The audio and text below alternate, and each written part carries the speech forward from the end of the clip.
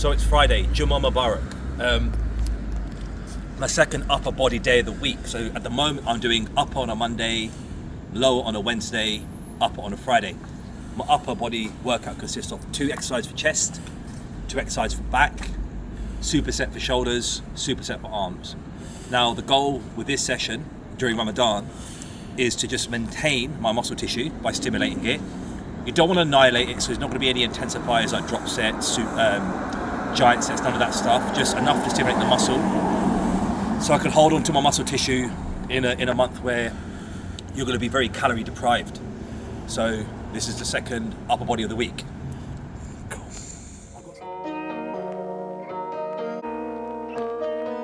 Warm up, 3 or 4 warm up sets, then 3 work sets of 8 to 12 with progressively increasing the weight. And watch my grip when I do this, because of my shoulder injury I've had. And you won't get injured shoulders if you press like this. Want a bit of a neutral grip, push your chest up, right.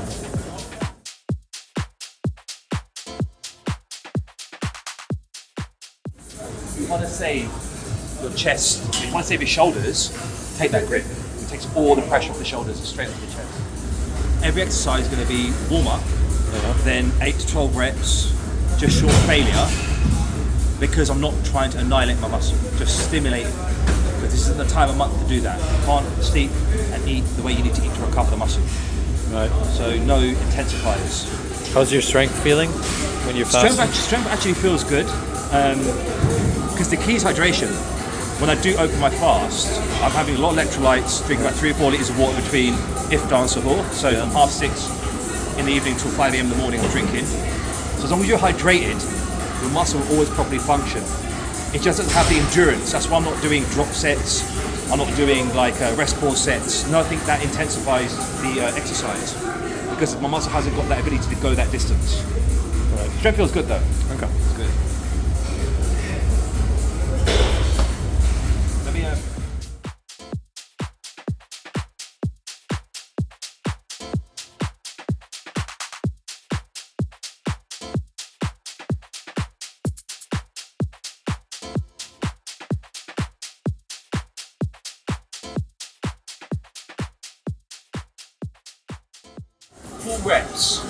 Full reps, no partials. And if you notice, I pause on the stretch, really open up the chest, take the momentum out the movement. So you're coming down, stretch your chest out, pause in, it's like a pause rep, and then drive up, trap.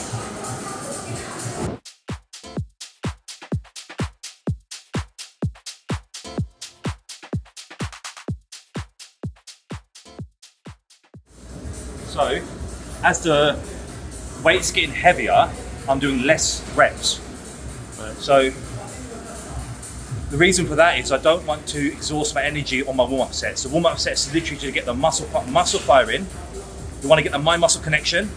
You want to save your energy for your work sets. That's why, as the weight gets heavier, the reps come down to about 4 to 6 warming up. So the weight that I'm going to be working up to is the weight that I feel that's heavy. I gave a little clip on this before about the weights that have any numbers on them. How do you know that you're still going to build muscle? You've got to go by feel. You've got to have a little bit of an understanding of what your body can do on that given day, right? So this is why logbooks for me are not something that I go by, because like I'm fasting, my sleep wasn't the best.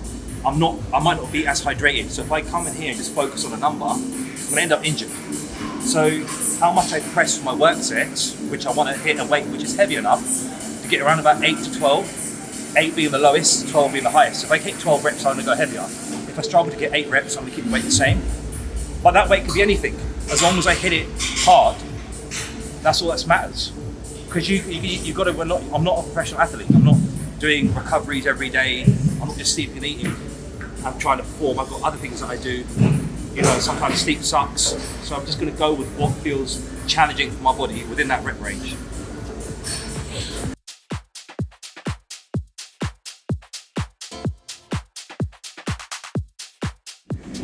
Feels good.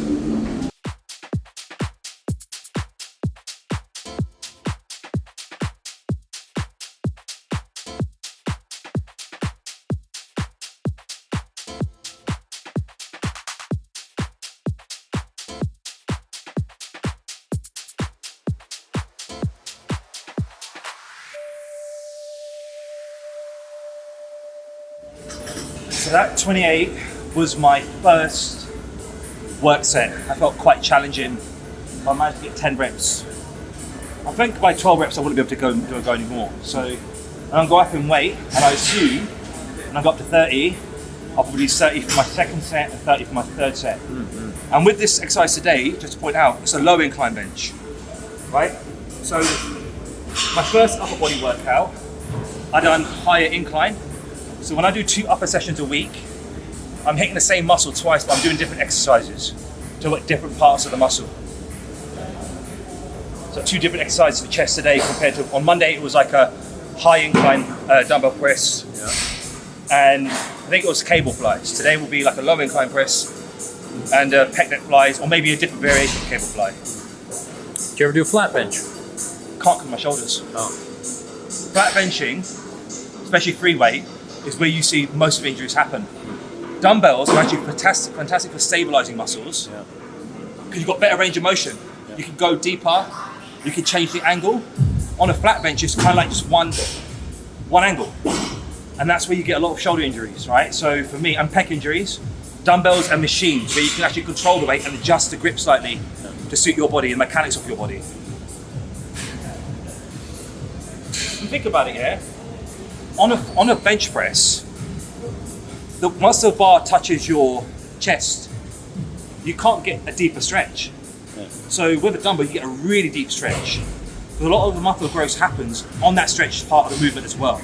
You're gonna get a deep stretch and work for a contraction. So you're working the muscle through full range of motion with that stretching. Because the more you stretch a muscle, the more that muscle can grow. Think about your muscle like a balloon, right? If you keep stretching a balloon and then you fill it with water, the balloon's gonna be bigger, right? So you're kind of like stretching the fascia of the muscle. That's the whole point of the stretch of the part of the movement.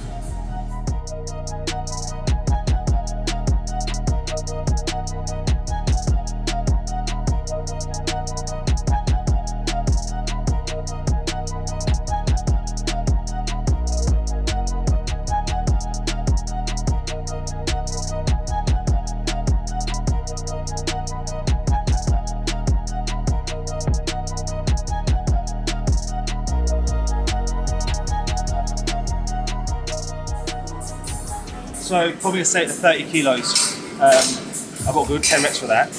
You know, one thing I was gonna say is that rest periods between sets is as much as you need to get your heart rate back down to recover for the next set, especially when you're doing strength movements. If you're doing a lighter weight like arms, biceps, triceps, shoulders, because you're gonna naturally use lighter weight, you can take shorter rest periods and really drive that muscle into the blood. Which is what I'll probably be doing on my next exercise, which will be a fly variation, because that exercise, this is strength, to maintain my strength. The next exercise is just drive blood and nutrients into the muscle. Just get the muscle pumped up. So, what's in this anabolic concoction, you may ask? Water, obviously. I've got creatine, 5 grams. Amino acids, or essential amino acids, 20 grams. And 25 grams of carb powder. So cyclodextrin, maltodextrin, dextrose. The reason being is because I'm fueling throughout my workout, because I want to start the recovery process.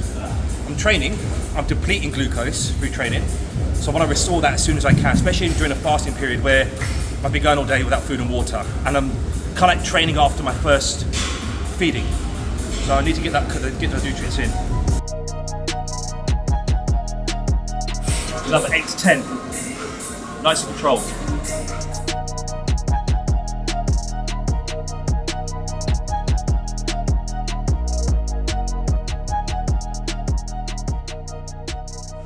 That was beautiful.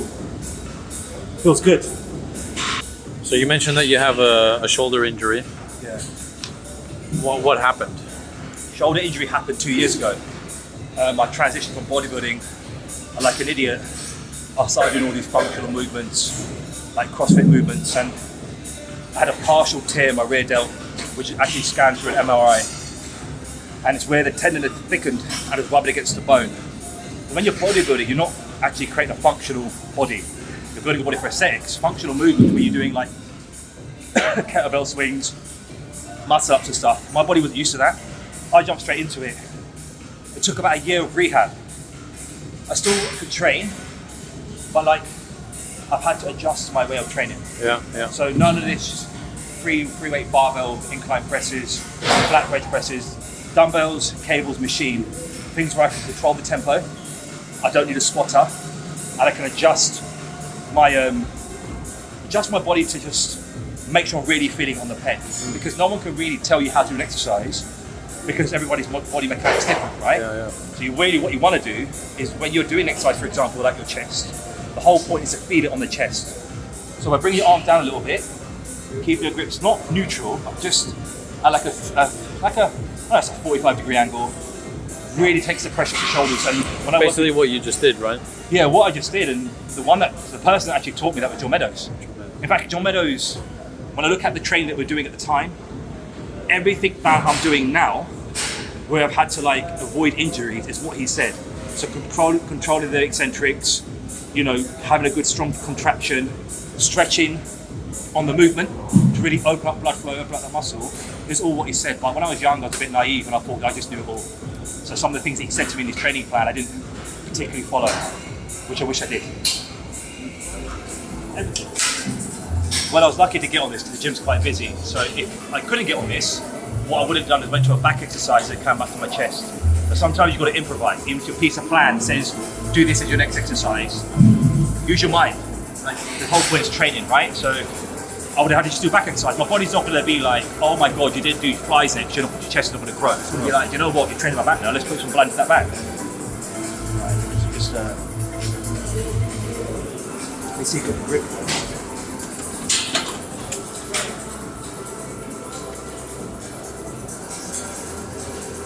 Traction, open up, nice squeeze.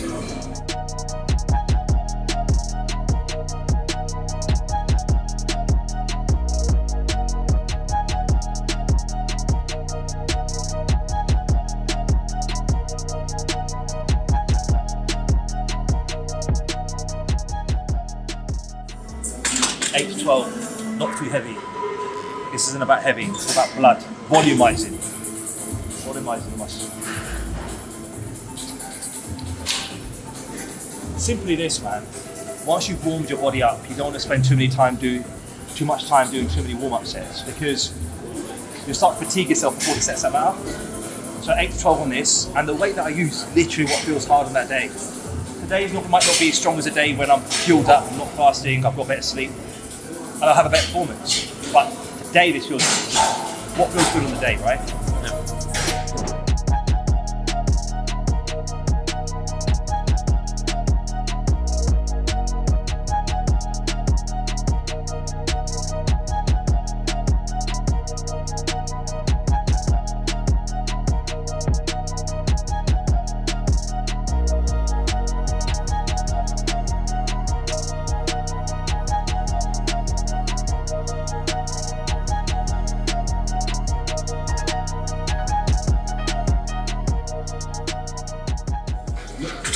One little hack. You notice when I'm doing this, I'm tucking my chin into my chest, not because I'm hiding my double chin. It's because when I've got my chin there, I can literally feel my chest pushing together. So it's a good way to feel that your chest is coming together. What you're trying to do is get a really solid contraction. Feel that line in the chest. When my neck's down, I can literally feel that chest pushing against my chin.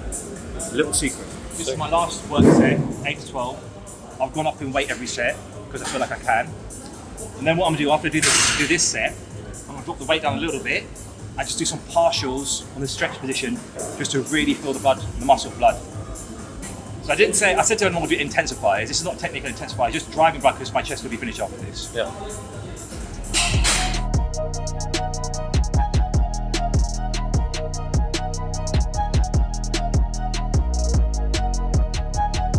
Thought to myself, I'm going to go lighter, and now I'm going to go heavier.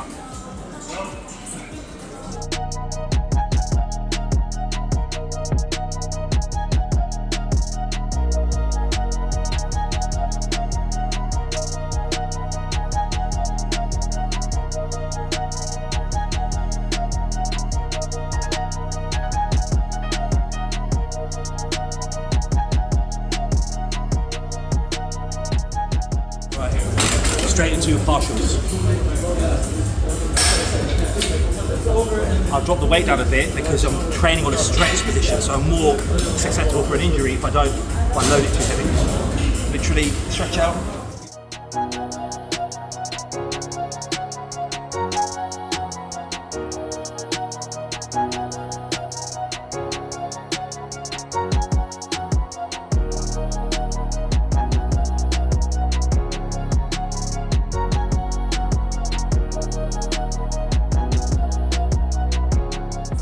Chest done.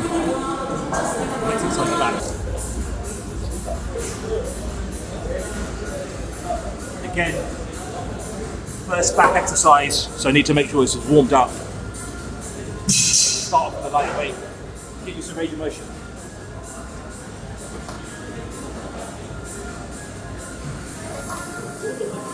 Technically, thickness exercise. So one thickness, one back.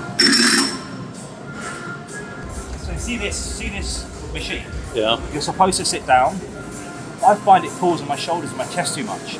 So this machine, you're supposed to sit and row and hit this like that part of your back, right? The erectors.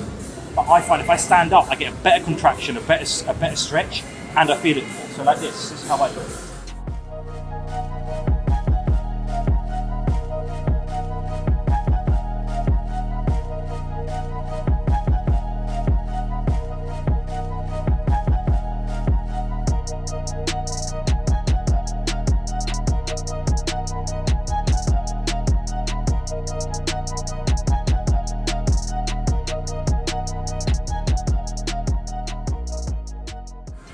You know what? That's quite similar to doing an incline dual arm dumbbell row, right? So an incline, they call it a seal roll. You have two dumbbells, you drive up. Same thing, but I can't do the incline because I have to stabilize my legs. So I've got this hamstring issue with this tear. So this is a bit more supportive. So this is a thickness. So when you're doing an upper body workout, right? You've got to break down the muscle groups into what you're looking to achieve. So for example, chest was a press, that was a strength. Fly was getting blood into the muscle, stretching the muscle, getting a good contraction. Now this is a thickness exercise. So I can do T-bar row, barbell row, machine row, anything to build the erectors down the middle of the back. That's gonna be my thickness exercise, and then I'll move on to a lat exercise. Pull down, single arm dumbbell rows, single arm cable rows. I don't know what I'm gonna do on the day. I just go by how I feel. You've been training for 15 plus years, you just know. I don't feel like I could do a barbell row because think about it, yeah? With a hamstring injury, and a foot injury, I'm doing that. I'm driving up. That's putting tension on my hamstring. This is why if you have a workout plan, don't be scared to change up your exercises. As long as you're hitting the same muscle, that's what counts. Because your body doesn't know what exercise you're doing. Your body knows what muscle's being hit. That's the main thing.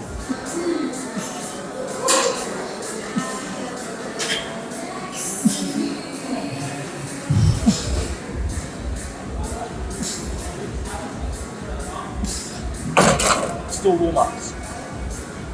I feel like I've warmed up enough now, so add another plate, see how heavy this feels. So in my head, this is going to be my first work set, my first one of 3 work sets. So 3 sets, 8 to 12. I feel like this is going to be quite heavy for me. So this is going to be my first work set. If this is too light, I'll stop it straight away, and then I'll up the weight and start my work set again. Nice. When you go to a different gym, so I train at different gyms here in Dubai. I like to change up the environment. I think that's good for my mindset as well, different environments.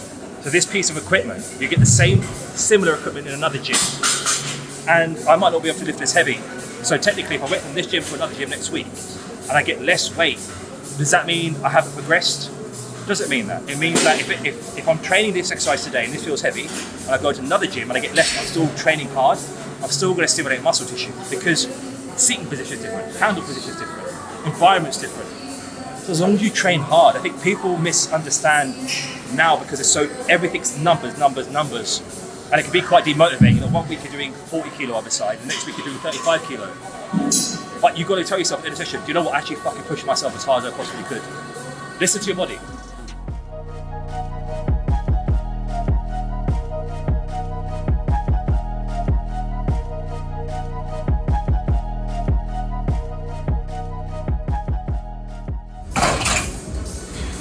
There.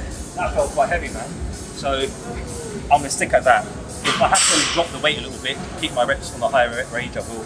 but I think I could get another 2 sets. Even if I go to 6 to 8, it's fine. I try never to go below 6 unless I'm doing a pure strength session, because you still want to work your muscle in the hypertrophy range, which is usually between 6 and 12. So why do you wear a Whoop in the gym? So the Whoop in itself is really good at tracking metrics, resting heart rate, sleep, level of strain, hydration, all that sort of thing. So when you're doing a lot of performance-based, you've got a performance-based goal, right? So with me, I'm doing Pyrox. There's a lot of running, a lot of HIIT intervals that I'm doing throughout the week.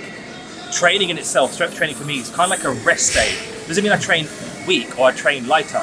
It just means I'm not trying to get my heart rate jacked up constantly. So for example, this session today will last 60 minutes and I burn about 300 calories. The session I did yesterday was 60 minutes. HIIT session, I burnt 700 calories. I'm trying to keep my heart rate lower than like 120. And when I finish the session, the Whoop will say how much strain I put my body through. So yesterday's HIIT session was like 13. Today might be about 5 or 6. And you will notice the next day you're more recovered. Because I'm trying to recover, innit? You need to recover. When you're training, running, doing HIIT workouts, where's the recovery going to happen?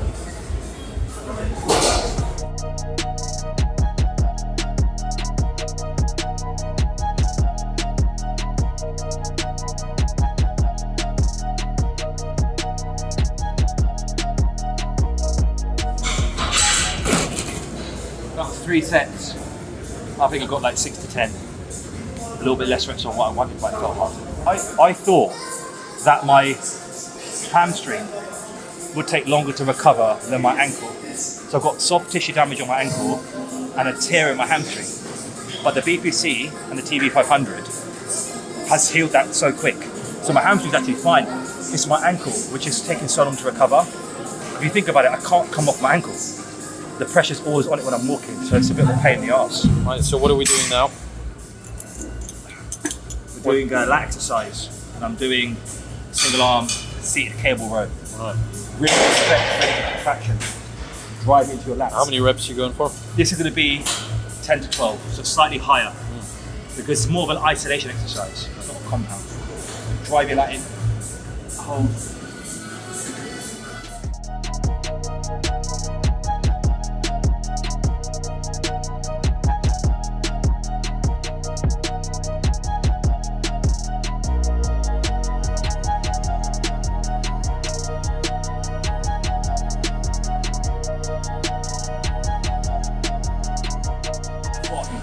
You don't want to go forward with it. You want to keep your chest up and drive it and let your lats stretch out. So for example, my chest is up, I'm driving with a contraction, squeezing, like my elbows coming into my lat, there, and I'm letting it stretch back out. Now if I was to go forward with it, you're not actually stretching because you're taking away from the stretch. The stretch comes from keeping yourself locked. I put my hand on my knee for stabilization. I just drive it back, straight to the lat.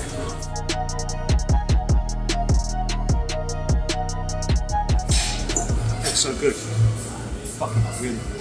So coming back to your shoulder injury, do you find that the stronger you rebuild your incline bench press with the technique that you're doing, do you find that your shoulder's getting better?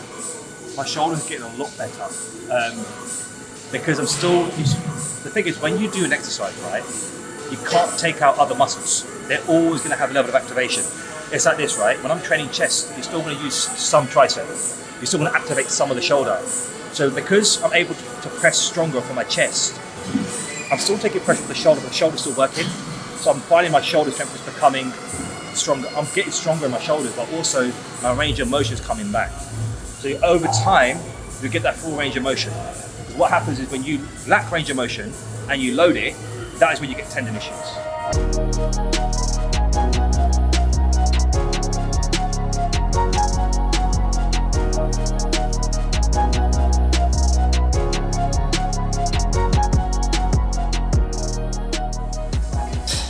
You know what's interesting? My shoulder injury happened because where I work so much on laptop coaching, so you're looking at 14 hours on my laptop, I'm forward like that. The shoulder's going forward. And then I used to come into the gym, I was still doing like shoulder presses, heavy bench presses. And because that's what I was doing at the time, and what happens when you roll your shoulders forward and they're in that position a lot, the gap closes and the tendon starts to rub. This is what I'm trying to say, like, I'm not a professional athlete. I mean, most people aren't. So even your work, think about it, if you're sitting on a chair all day, you might get tightness in your lower back. And then you come and do a deadlift or a barbell row because your back says it, end up with a back injury. So if you feel a bit of tightness or something's a bit off, just switch the exercise up. You're not going to lose gains. You want to like keep your body in line, like literally one straight line and drive back. You don't want to come too much to the side or come too much in front of you. You want to leave you lock your position before you do exercise. You lock yourself in. Now when I'm holding this, I can feel my lat stretching. I can feel the lat stretching. So I just want to keep it in that straight motion and just drive back. So locking yourself into position is key.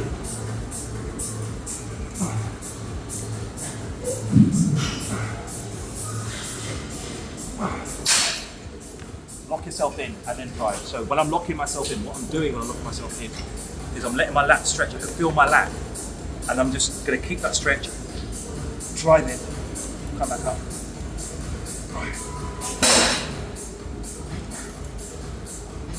I'm not twisting my body, you notice, I'm not twisting.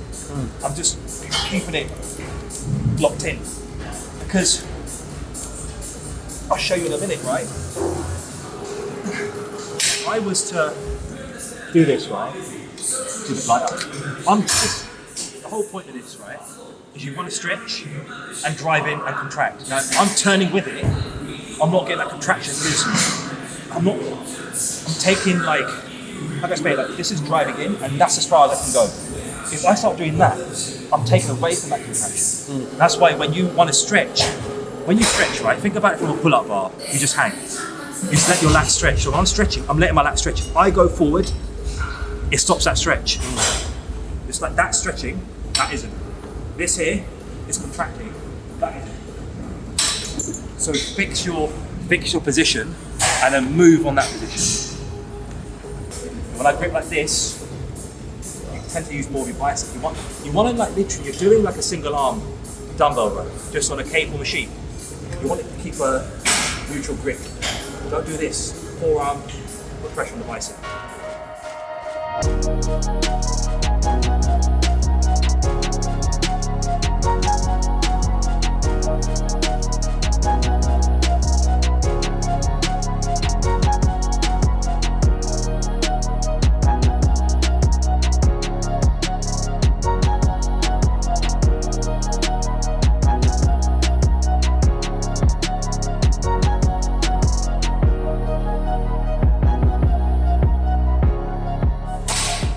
Notice one thing, when I train, I'm a lot slower on the eccentric. So for this, for example, the eccentric's coming down, on the chest eccentric, it's coming down, right? The reason is you create time under tension. So what you're doing is you always want to take that movement a bit slower on the way down. So how slow should you go? 2 to 3 seconds is a good rule. And if you can't count in your head, because obviously you're training hard, just take it slowly. So you come down and then drive back up into the track. Slow, slow, slow, drive back up. Put the muscle underneath, more tension when you do that. And you're not going to get injured. Because if you jerk in the weight all the time, you're going to injure yourself. High rep, 10 to 15, lightweight. John Meadows taught me this. Always for the rear delts. Because you understand when the exercises I've done today already, the row, and the seated cable single arm row, you're still hitting some of the rear delt. So now I want to do high volume.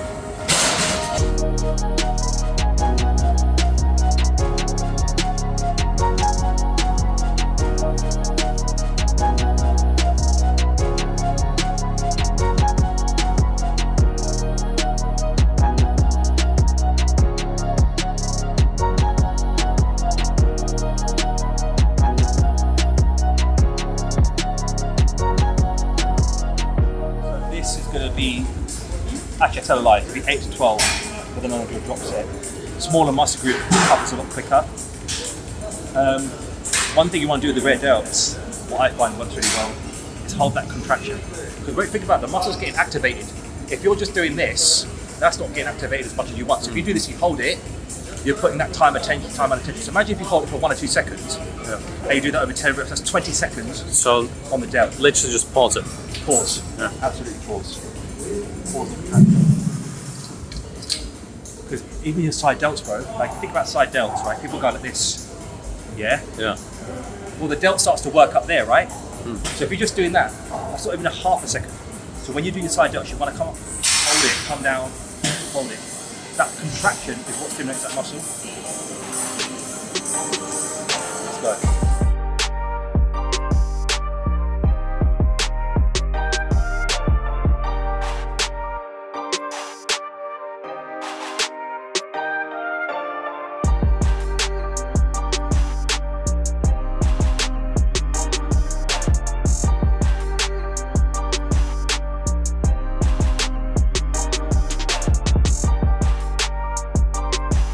Little bend in the elbow, not too much straight arm, little bend.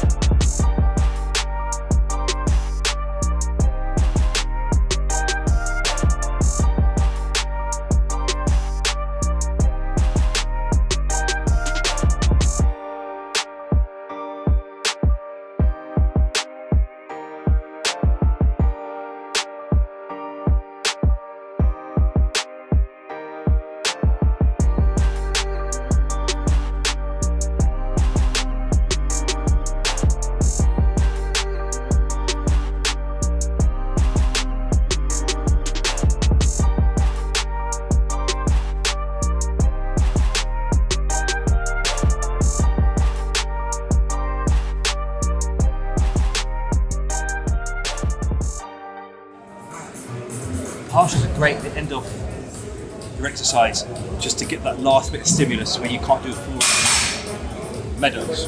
Again, here's a gem, meadow gem, triceps, the biggest part of the arm. So lock yourself in.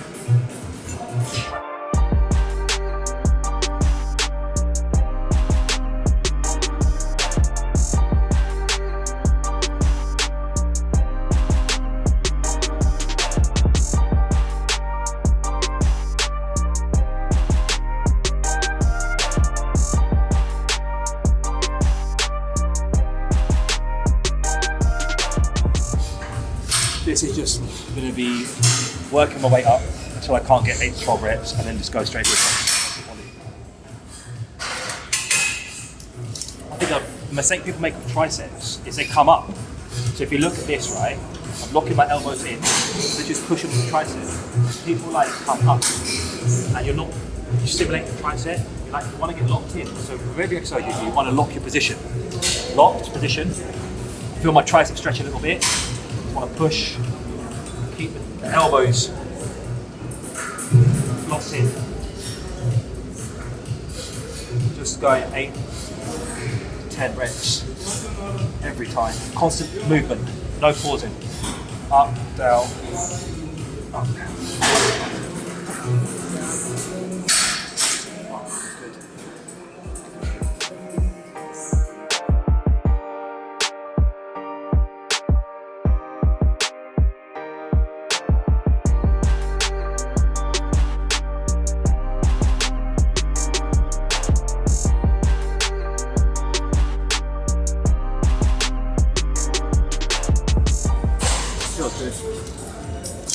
This will probably be a little opposite now. Never go too heavy on your triceps on push downs because you put a lot of pressure on your joints, you're going to get injured. Sometimes people say you shouldn't lock out. When you lock out, you get the tension off the tricep onto the elbow joint. I find if you do the exercise correctly, you can actually lock out. Just depends on how you feel. Sometimes don't lock out. Like if I go into this drop set now, I might just finish off with some partials, like right on that stretch.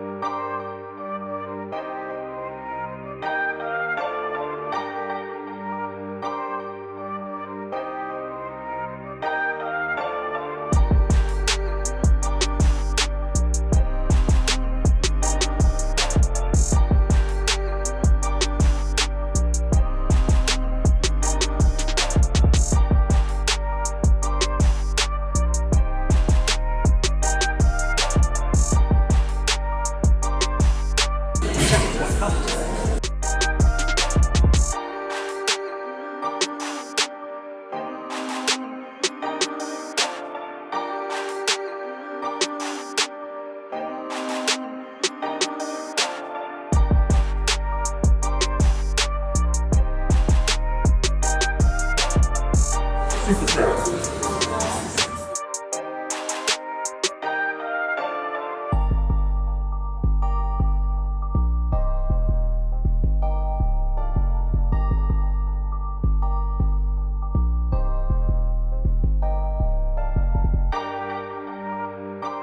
Hammer curls 10 to 10 reps, and bicep curls 10 reps. Just finish off with superset biceps, just because I feel like it.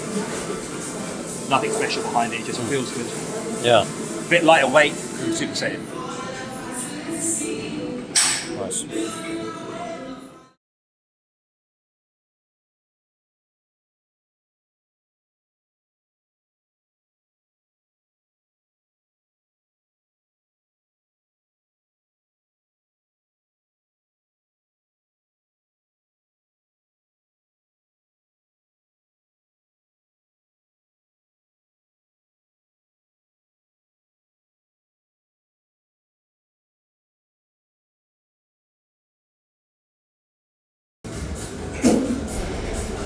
I wonder how the old legs look when I'm training for like.